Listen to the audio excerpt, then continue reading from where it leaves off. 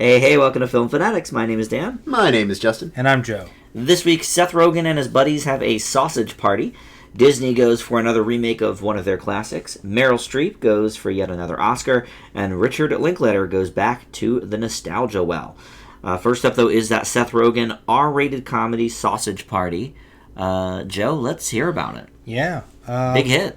Yeah, actually, pretty big hit with everybody. Mm-hmm. But yeah, Sausage Party is an adult animated adventure comedy, and it's directed by Greg Tiernan and Conrad Vernon. You guys familiar with those guys at all? A little bit. I am not. I believe Tiernan, I think it was his first movie, actually, directing-wise.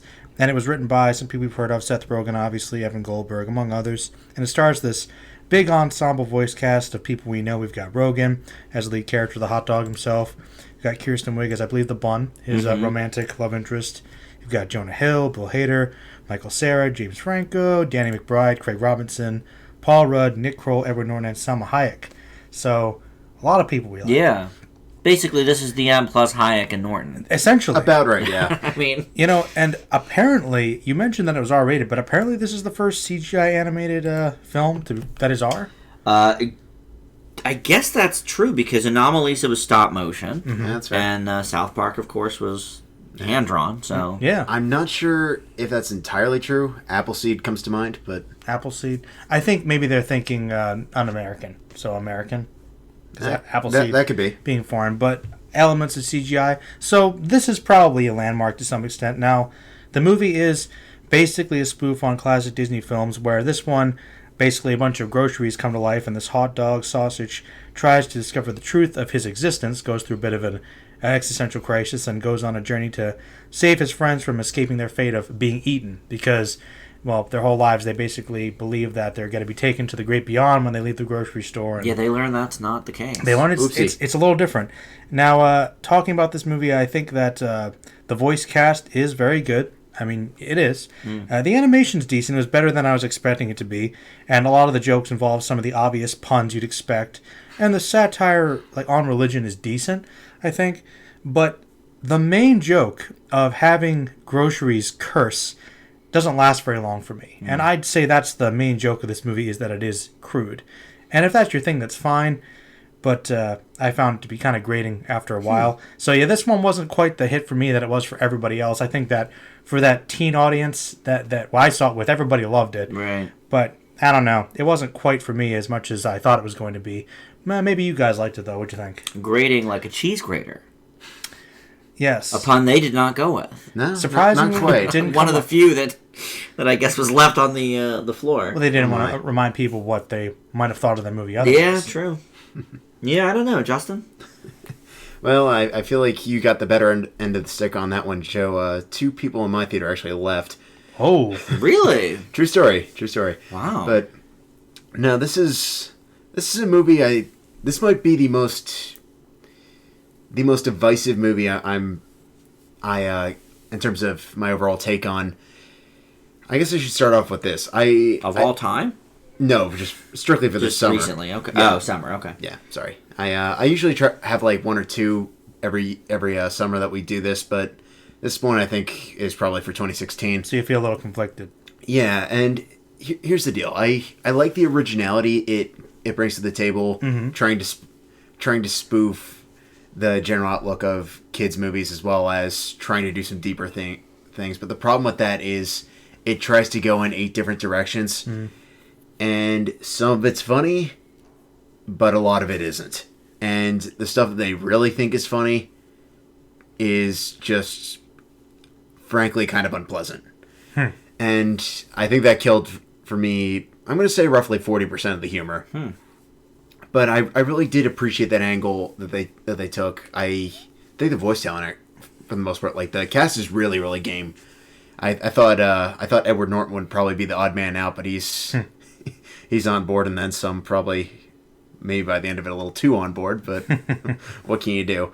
But outside of that, I thought the story was, for the most part, entertaining, moved at a reasonably good pace.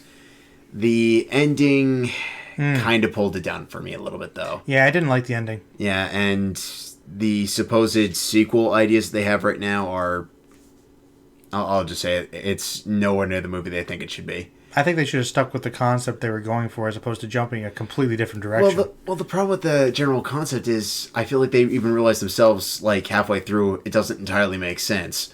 So, let's just take it at an entirely different angle and hope that works.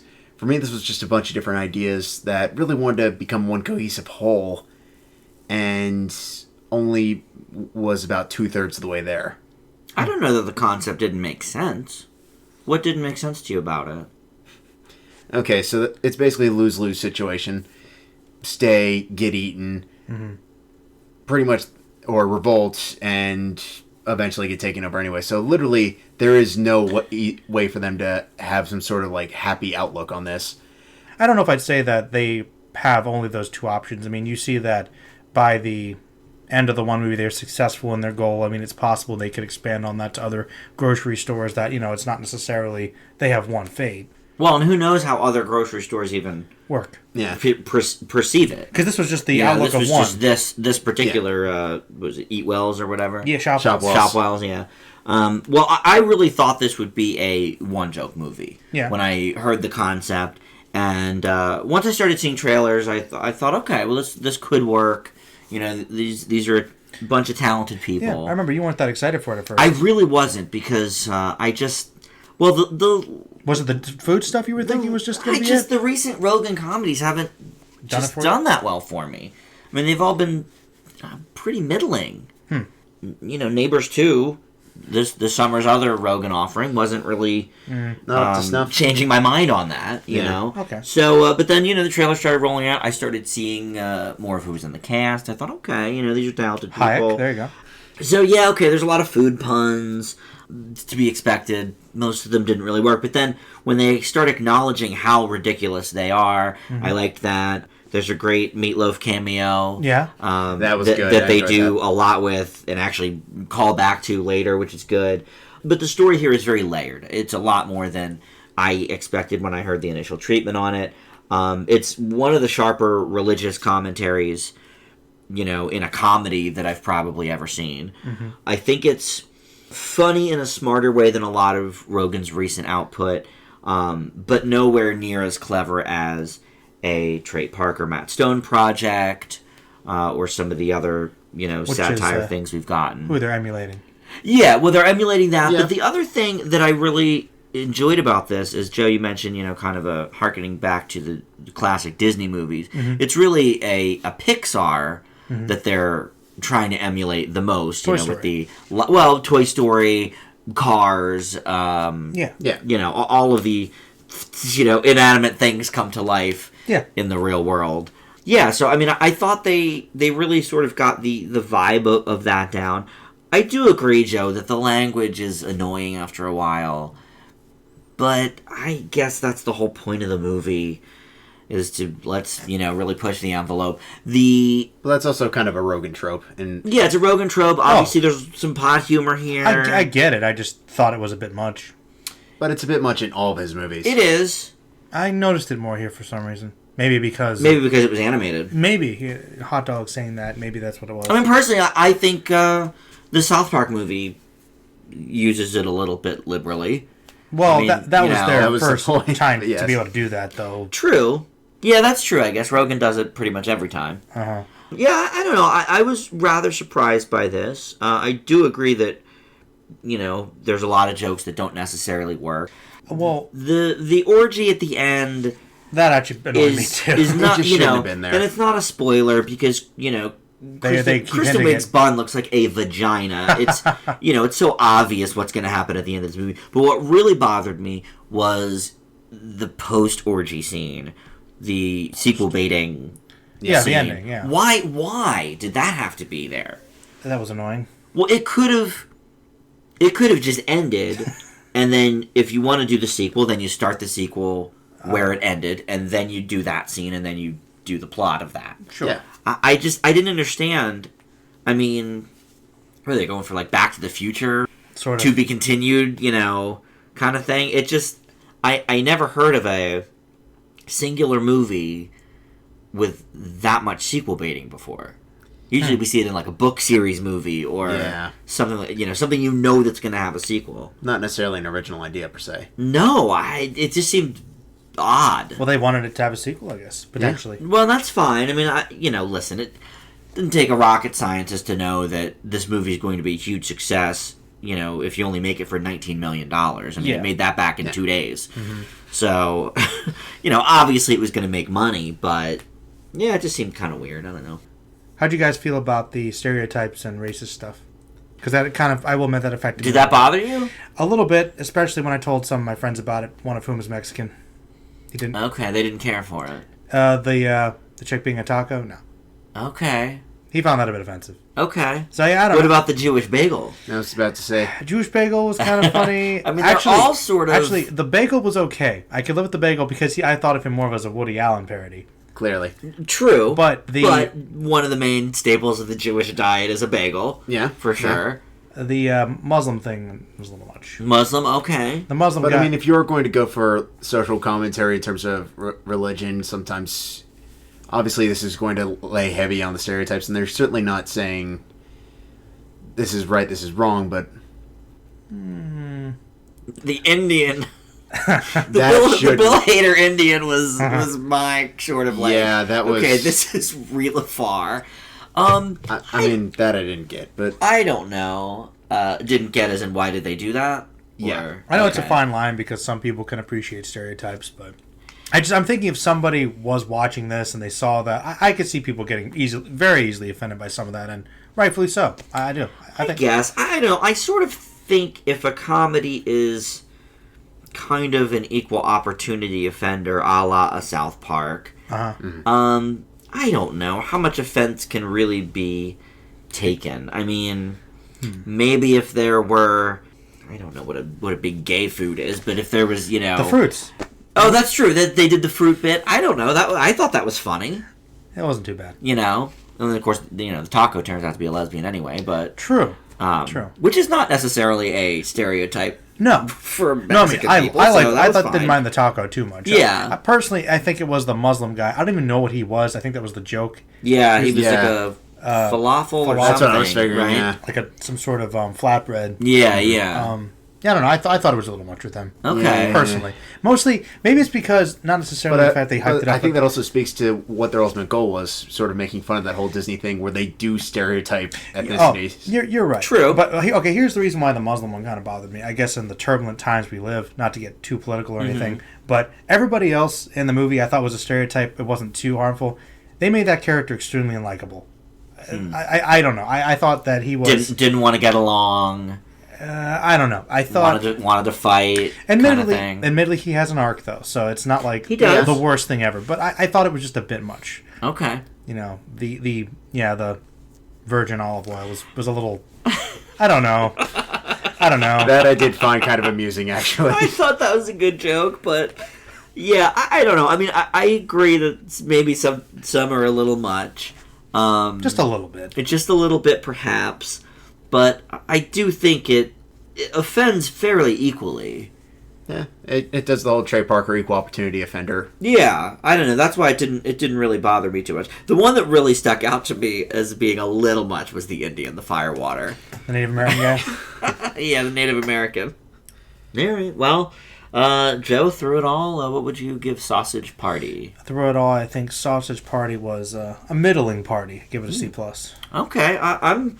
definitely a bit higher. It's one of the better Rogen Goldberg films recently. I actually give it a B+. And I live with a B-. All right. Well, up next is Pete's Dragon. Justin? For years, the titular Pete, played by Oakes Fegley, has survived in the wilderness thanks to his elusive dragon, Elliot. However, when Pete gets discovered by a park ranger named Grace, played by Bryce Dallas Howard, and is slowly brought back into society, Elliot goes looking for him, which draws the attention of a group of local lumberjacks who seek to exploit Elliot for other reasons. Robert Redford, Wes Bentley, and Carl Urban have supporting roles. I went into this one with fairly low expectations because, let's be realistic, gentlemen, Pete's Dragon is not exactly what you might call upper-tier Disney classic. I never even saw it. Neither have I.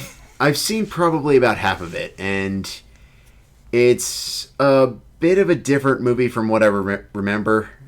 Big plot point of the original was A, it was a musical, and B, Pete is actually running away from his parents who are kind of sort of abusive. Oh. So here they get murdered instantly. Yes, they get Classic Disney Bambi. style. Not spoilers. Yeah. Happens in the first 2 minutes. Yeah, but it's like the first scene of the film for sure. Yep, gotta go Oh, Disney. okay. Wouldn't be Well, Disney a without little a great, different. parent murder. I actually rather enjoyed this. I think this is a movie that could have fallen into a lot, and I do mean it when I say a lot of different cliches and tropes and sappiness, but for the most part it avoids it. I think the cast works really well together. Redford is Redfording, but he does a good job being Redford, so I can't really complain. He's always been pretty good at that. Well, and he already had that walk in the woods, so I mean, he knows, he's halfway there. He knows it well. He's not wrong. I mean, No, it's the same, basically the same character. Less midlife crisis, but yes. But no, the kid does a great job. Is not stereotypical annoying kid. I think I think the young girl that they set him up to play off of, they have a really good bond with this movie, and I think it comes to life in really unexpected ways. Una Lawrence from Southpaw. Thank you. Yeah. Surprisingly good young child actress. Yeah, I'm curious to see where she goes. a little better in Southpaw, I think, than in this. But Well, You're a terrible. little more intense. yeah, very different movies for sure. Yeah. Slightly. And and I think visually it's really well done by Disney standards. You can definitely tell they spent some time on this. Where I think it falters is the central conflict is not really as big as they're making it out to be. Evil lumberjacks. Evil lumberjacks. Alongside that, I was expecting some sort of like environmental overtone, and I won't deny that it's there to varying degrees. But Pete's green. He's a leafy green. Pete is literally green. I mean, They're it's trying to murder him. They're trying to destroy like this innocent, peaceful Metaphor. creature. I mean, it's not too hard to. I You don't know. know. That inference was gotten. Yeah. Oh, really? Let's just say.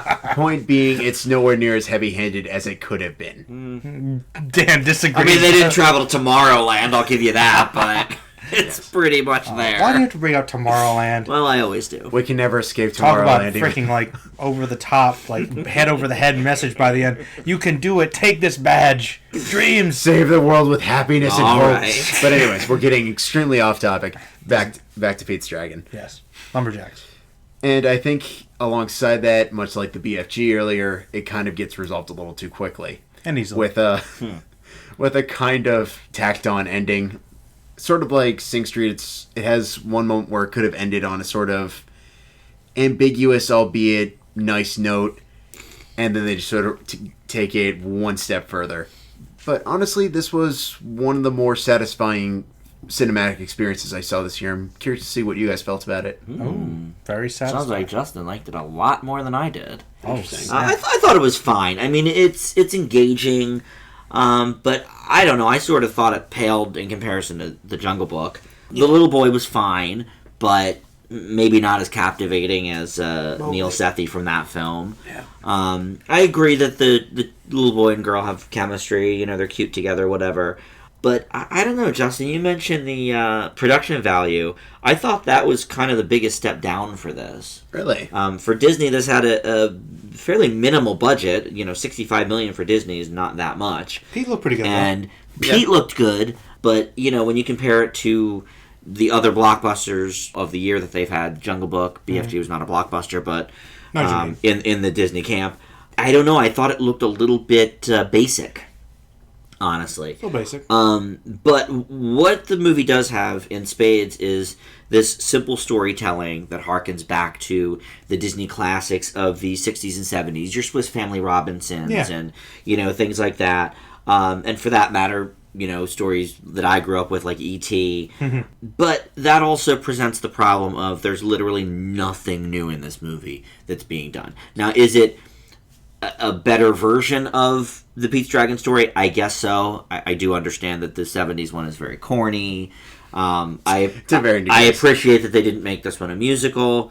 I know that was sort of a huge debate point with just the three of us with Jungle Book. Yeah. So, I'm sort of glad they decided to go straight ahead with it. But the the environmental stuff is certainly there. I agree it's not maybe as heavy-handed as it could have been. But you'll get it. But you get it. I mean, even a 5-year-old, I think, will understand. I mean, they're hurting the environment. It's it's kind of like WALL-E, too. I mean, forest ranger in the forest with the dragon on the screen being hunted by lumberjack. I mean, come on. I mean, think there might be an environmental message, guys. I don't know. Yeah. Am I wrong? But Carl Urban can't be evil, Joe. Hey, Carl Urban was pretty good as evil guy. He can be evil sometimes. You've seen Riddick. He's evil in that. Yeah, we've seen him. He's evil. For the 2 minutes he's in it, yes. And Mean Chronicles of Riddick. But yes, you're correct. Point being... Anyways, Carl Urban is great. Point being, it's fine. But it's just, to me, nothing new. I wasn't bored by it. Just to say it's one of the better cinematic experiences of the year for me is a bit of a stretch. Ooh. Well, for the summer at least, which okay. has been kind of a... Not good. Even for the It's been summer, a bit of I a don't dry know. well, let's just call it what it is. But I've seen better. But Joe, what'd you think? I actually agree with pretty much what you guys both said. I did enjoy it, and I think you're right, though. That simple storytelling, kind of reminding you of the classic Disney, I think works, though. And it's cool to kind of be an homage to that. I mean, it's the classic hidden monster, hidden alien story like E.T., which is fine. I mean, the biggest thing about the movie is you're right, it's cutting back on the budget, but I still think it looks good, even though it is basic. I think it looks fine. I mean, I think the Jungle Book visually was fantastic, and I think it had stakes that were much higher as a Certainly. story. Yeah. But, different story, that's fine. I think this is supposed to be a little bit simpler, a little more accessible, but that's okay. I think the cast is pretty good, for the most part. You've got some good actors here. Oh, yeah. I think that the child actors really surprised me, that they were good, and they had good chemistry together, and with Redford, and with everybody else. And Pete, I was worried was going to look worse than he was because it looked like a lower budget effort, but he looked pretty good, and, he was a likable, cute How about character. some of the flying scenes, though? That's where it really kind of stuck out for me. The flying scenes I was fine with it. definitely don't look as good as, Like, especially when he's riding the dragon. Elliot, yeah. Not the best, but I was okay with them. Okay. They look decent, but like I said, visually, you're right, it didn't look great, but it didn't look terrible either. Like, it was edited well, paced pretty well. Yeah. Simple story, good. I had a good time with it. I don't think it was great. Don't think it was terrible. I thought it was pretty satisfying. I'd recommend it to the families to go see it. Yeah, I think it is definitely a decent family choice for the summer. Absolutely. You can certainly do a lot worse than this. Well, I mean, I saw 9 Lives last week, so... Oh, well, then you can definitely do far worse One we than didn't that. do on the show, but yes, I mean, in terms of family options for And you're a cat for the person, last too. month. Yeah, that was... Listeners, that was a bad movie. We didn't even talk about it. Good we didn't do it. Yes, this is definitely a better family choice than that. Then 9 Lives. That's good enough. Or Ice Age, or, I Yeah. mean... Take your was pick. Sorry. Secret Life of Pets. I don't know. There were a lot I didn't like of the family You didn't like selections this summer, to be completely honest. But all right, well, Joe, what would you give Pete's Dragon? I'd give it a solid B. Okay, yeah, it's a B for me as well. And I'll give it a B as well. Oh, one of the better movies of the summer. Ironically. Is it just a B, Justin? That's not good. Give it a B B plus, is Justin. bad. Well, you were like, yeah. It just seemed from your thing saying it's one of the best of the summer. like- I was thinking Well, like I A said minus satisfying range. experiences, but Well, all that right. was- Well, up next is Florence Foster Jenkins. Joe will set this one out, right. but me and Justin will discuss this film based on the real-life story of a New York heiress in the 1940s who owned a music club and wanted desperately to be a successful singer. Can see why I skipped it. Yeah, although one of your favorites, Hugh Grant. I do like Yeah. you, Grant. That's true. Florence here is, of course, played by Meryl Streep. She gets her wish with the help of her husband, played by Hugh Grant, and her pianist, played by Simon Helberg. But the problem is she is an awful singer. And that's sort of where the comedy comes in I see. to the film. Well, for me, this is one of my most enjoyable theatrical experiences of the summer. I really loved this movie. It's got all this hype surrounding it. And I honestly was thinking, I don't know, is this just kind of a critics movie? Like a Hail Caesar. The trailers didn't make it look that amusing. Appealing, sure.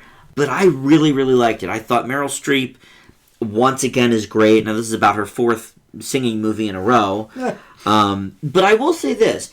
I think it is difficult for a good singer to be this bad. You know, I'll agree with that. I mean, it is hard for a bad singer to be good, but it's just as hard for an accomplished singer to be bad. Not that Meryl Streep is, you know, Whitney Houston or Adele here, but she has a good set of pipes that we've heard in many movies now. And she really hams it up here, and it's very effective.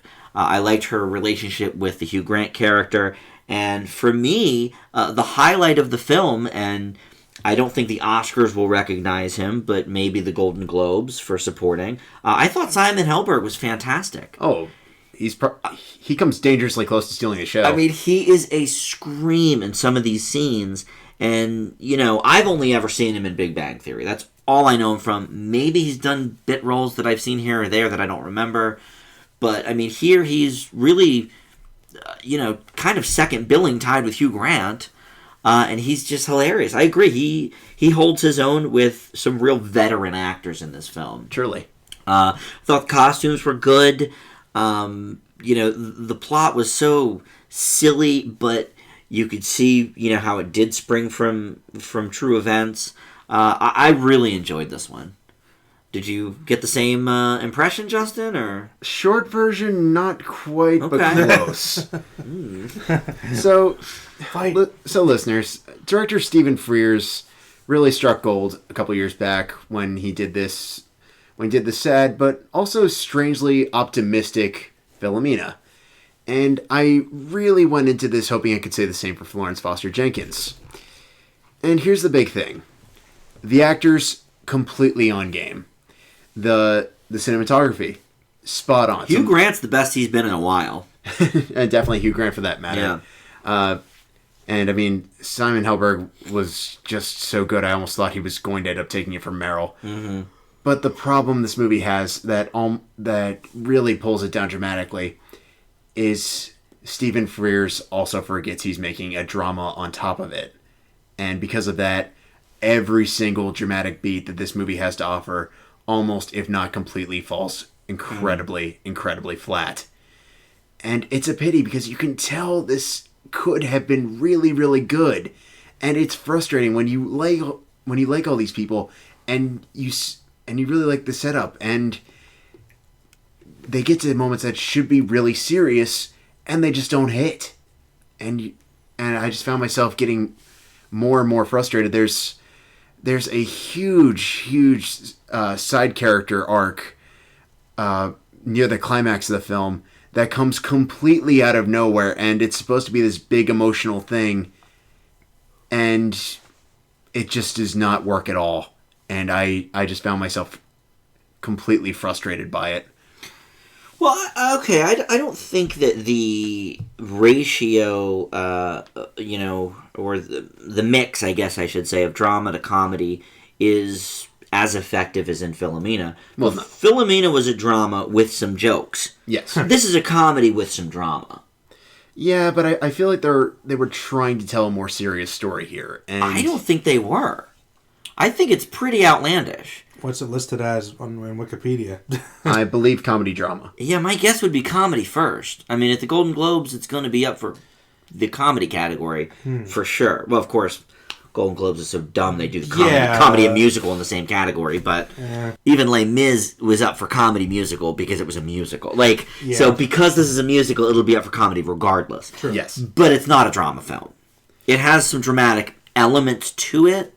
And I agree, maybe we don't feel as bad for certain characters as we are supposed to. But I don't know, that didn't really affect me as much because I didn't really... I thought it was mainly a comedy. Well, alongside that, they also try to hit home the main joke, oh, she can't sing, which is really funny the first time, second time mildly amusing, third time we get it. It's her thing, but it's nowhere near as funny as they seem to think it is. Okay. But alongside that comes the finale to the climax, which just is so unbelievably hokey. It's so heavily trying to reach the let's aim for dramatic chops, and once again it doesn't hit. And I just kept wondering, like, whose fault was this? Was it the director for not knowing how to execute it? Was it the screenwriter for not writing enough compelling scenes that work together? Or was Don't say Meryl. It's never Meryl's fault. That's not a big Greatest. Meryl fan, though. I know he's not. Well, no, he likes her acting. He thinks she's just a smug person or whatever. I don't know. You like the acting, though. Statement's fairly accurate. I think Sophie's choice is a little overrated, but that's not her fault. Well, you never want to make Sophie's 30 choice. years ago. That's fair. So for me, I certainly had fun watching this, but I don't think it's nearly the Oscar hopeful people are making it out to be. No, and I don't think it will be up for Oscars except for her because she's always up. Huh. You know, I mean, she was up for Into the Woods, for God's sake. This is a much better performance than Into the Woods. Like, let's, oh, no, you're absolutely right. The Globes are going to be all over this movie. Without question. For sure. Well, I really did. I enjoyed it very much. It's an A- for me. I leave with a B-. Okay. Well, finally, we have the Richard Linklater new to DVD film, Everybody Wants Some. Justin? Everybody wants Ethan Hawke, but he wasn't available for this one, so... He wasn't? Wow. What was he making? that terrible regression that we saw. The cult thing. Yeah. That's true. There just wasn't a role. I mean, I guess he could have played the coach, but... He could have been. You know, all right. I don't know. The ages of these actors weren't exactly selling me on college. Well, that's one of my points for sure. Oh, okay. Anywho, in the spiritual sequel to Dazed and Confused, and set only a few days before the start of college, Blake Jenner plays Jake, a young up-and-coming baseball pitcher moving into a house that he shares with his fellow, much rowdier players. Over the course of those final days before setting off to college, Jake and his teammates conclude the summer on a bang, having fun and wild nights out, initiating the new players, and in Jake's case, falling in love with a theater major named Beverly, played by quite possibly one of the most irritating actresses in Hollywood, Zoe Deutsch. He hates her. I mean, let's be realistic. Vampire Academy happened. But anyways, I digress. It wasn't her fault. Yeah, it's not her fault. Yeah. She was fine. She's very pretty. Wow. But Ryan Guzman also stars. I've always been kind of a believer that Dazed and Confused may be overrated, and I find its fan base completely and utterly obnoxious. But Linklater, Justin. It is Linklater, but I also think Slacker's kind of overrated in that same regard. All right. But I really can't deny that Linklater's still on his winning streak. Before Midnight, loved it. Boyhood, great. Everybody Wants Some. May not be up to snuff with those two, but still pretty darn good. The characters keep the film, I think, flowing nicely. The humor works well, and I think without them, it might have gotten a little repetitive. Mm-hmm. But I think the one thing it does really well is it tries to play against type. These characters could have been complete jock stereotypes, and they find ways to flesh them out, give them actual depth and character development. And by the end of it, even though they're not necessarily the most likable, you do kind of want to see where they end up, and what that means once they do embark into college, and what that all means. Is it more important to be an athlete, or is it more important to actually have a life and be out there? Which I think is one of the more interesting aspects of it. It may not be quite up to snuff with, say, Dazed and Confused or some of his later works, but I think still pretty good. Curious to see where you guys are on this one. Oh, yeah, I agree with pretty much everything you said. I mean, this movie, much like a lot of Linklater's films, doesn't really have much of a plot, but his films aren't really about plots. They're about characters interacting. I felt like this one, it was a bit more noticeable than others. It's like literally, this is just people going about their lives, having fun, pre-college. That's fine. Before Midnight, there's a story. Yeah, there is a plot, but the plot's never... The driving force. Dan's kind of making that face. Like, there's a plot in the sense that... Midnight...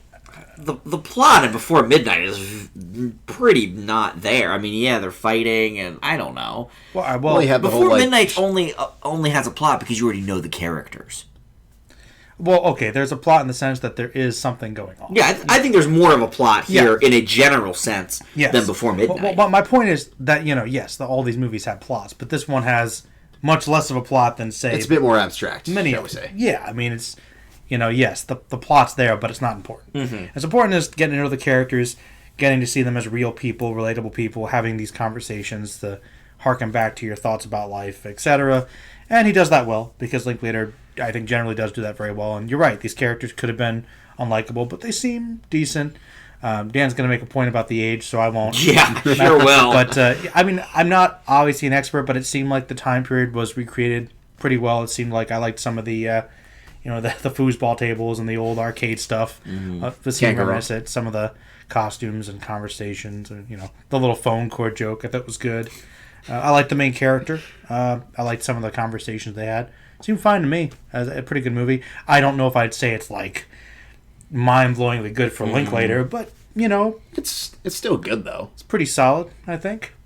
Yeah, it's all right. So now Dan wants to talk about it. Well, look, the best of what Linklater typically provides is here. You've got great conversations, realistic people, the expert directing, getting great performances from the actors, but what this one is missing that so many of his other works have is there's so many characters, we basically know none of them. They're all the same person except for like the 2 or 3 main people. Sex, baseball. Then you have 6 or 7 other people who are the same. If you look at the nuance of the cast list of the Before movies or Boyhood, now I'll admit it's been a good 20 years since I've seen Dazed and Confused. I feel like if I saw it now, I would probably feel the same thing, because I remember there being a lot of people in that movie. There was. I don't know if they all got fleshed out, the same, but that kind of bothered me, that they're all basically the same, which at one point does sort of speak to the mentality of athletics and, college freshmen, and so that's fine. It's realistic for movie making, though. Maybe it's not as exciting compelling, as it could be. But why is everyone so old in this movie? Thank God they said that the one guy's 30. They make that, sort of a bit. I was going to say. The guy with the one dude, obviously looks like he's been hanging out yes. For a while. But see, here's the thing. For a guy like Linklater that's so rooted in realism, which I think this movie is. I mean, you're right, Joe. The time period is great. The soundtrack is right on the money. But that sort of held me back from really getting sucked in. And I think it's sort of a product of the time that everybody was kind of sporting these disco mustaches. But the problem is, if you have a 28-year-old actor trying to play 19, that mustache makes him now look 35. I suppose that's fair. I looked up the main 5 or 6 people in this movie. Only one of them is under 28. Oh, wow. To me, that's a big problem. Even the main character, they said college freshman. When I was watching him, he's not a freshman in college. A freshman in maybe he's 25. Grad school after he went to the Army for 10 years. He's huge. So, if you're going to put mustaches on these people, which is authentic to the time period, it is. Put them on a 20-year-old, okay, and then maybe it'll make him look 25, but, this is ridiculous. And it also seems like it's trying way too hard to recapture the Dazed and Confused magic. Which I think, in some ways it does. Like I said, it's been a while since I've seen that movie. But, that all being said, to pull a Justin Finding Dory, I did enjoy this movie. I had a lot of problems with it. I hated it, but I didn't enjoy it. But it has a lot of the classic Linklater stuff that worked, that you guys all mentioned. Yeah. The performances are great. The love story's fine. The time period's good. It's sort of like the Pixar theory of a bad Pixar movie is still a pretty good movie. Yeah. This is the worst probably Linklater movie I've seen. It's a bad Linklater movie. It's a bad. Which means it's still good. No, right, I was gonna say for a Linklater movie, it's not great. I'll say that about it. Doesn't want to get murdered by the I gotta tell you, fans. Joe, I'm trying to think of the lowest grade I've ever given a Linklater movie. It might have been A Scanner Darkly, but I'm not sure. Well, I like A Scanner Darkly too. I forgot that was him. See, that's a very interesting movie. I think this is very different. This is just very. There's one or two that I missed. So this is more standard. It's a very standard story. Yes. In terms of 70s real people retro. with conversations. Scanner Darkly is a weird sci-fi, so a little different. But that's a good one. That's a good one. I guess I'm curious about the grades, though. Yeah, let's hear about it, Joe. Me, I leave with a B+. Okay. Yeah, it's a B+ for me as well. Same. See, bad Linklater. B+. Yeah, I mean, isn't that the worst Linklater grade? We give all the before. Well, Justin gives them all A pluses. We've given them all. That's not a dig. He did. We did the minisode. I was gonna say. He does like A minus. I think is the lowest before this I've ever given. I forget what I gave Scanner Darkly, but I don't know if I wouldn't consider that. It's not really. I mean, I guess Linklater directed that, but I didn't know that until 40 seconds. It's ago. very different than any of his other movies. Yeah. Never saw me and Orson Welles. I don't know what that is. I mean, I saw the 3 before movies. A Scanner Darkly, I guess. Bernie. Dazed and Confused. Bernie. Oh, he did Bernie? Yeah. Well, I guess it's about on the same then, because I did give that a B+. I like Bernie. Oh, I do like Bernie. See, Bernie's good. Yeah, Bernie's not bad. Yeah. This one I was teetering on A-, but I was like, can I defend it that well for an A-? Just give it the A-, just Yikes. It's fine. Just A+ it like you always do for Linklater. It's fine. Yes, if I went A-, bias judgment. might have gone well over 10%. So I will say this though, I'm gonna lower my grade on A Sausage Party. Seriously? Oh man. Yeah, it's a B. Wait a minute, wait. What? Why are you doing that now? Because just thinking about this roster of movies, it's not on that. it's the worst made film that we've covered today. It's pretty sloppy. Yeah, I enjoyed probably. it. I enjoyed watching it more than I enjoyed Pete's Dragon, but it's probably a worse made movie. It said some interesting things. Yeah. Yeah. That ending though, come on. But man. that ending, Yeah. the ending really. The ending was me off. hard. See, Like, thank where did you. this come did. from? It was like It did. Thank you, Dan. I'm glad So, you said that. I can't in good conscience give that the same grade as everybody wants some. There you So it's a B, all right? All right. Well, so that's the show. We've got Epic Movie Month approaching. Joe, many things on your channel, as always. Many things. Crystal Pepsi review I enjoyed. You're reviewing soft drinks now on your channel? Hey, why not? Only Crystal Pepsi's back. once in a while, a couple beers that my friend Ja brings me sometimes. But no, some people. A couple of my friends watch this one guy that reviews old drinks, and this guy has like an obsession with Crystal Pepsi because like back in my day. Well, it was great. And I'm like, okay, well, heck, I'll try it, and it wasn't bad. So yeah, there's that, and It wasn't bad. It wasn't bad. You mean to tell me it wasn't worth the wait? It's all right. I had it last week. It's not as good. I mean, as honestly, I remembered it So wait, being. is it back or is it? It is back. Huh? Yeah. Yeah, of course it's back. What do you mean? Why? That's how You think he made up his review? No. I wasn't sure if there was like some. No, they brought it back because people were like, yeah, bring this Okay, stuff. so- But yeah, it tasted like there was cinnamon or something, and it was weird. Yeah, it doesn't have quite the flavor of a regular Pepsi. But Fair enough. exactly, I prefer regular Pepsi. But anyway, yeah, there's that. My point is, you just never know what you're going to get watching your channel. I like to keep it your interesting. channel just keeps people on their toes, and I love it. People like it. Yeah. A good response. But yeah, got anime series review coming up. A couple more movies. Be talking about a couple of shows people are talking about. I've been doing polls on my Facebook too. Good. So yeah, I don't know if I'm going to be able to get all the videos I want done by this month because things are always busy. But into next month, And you get many requests too. yeah.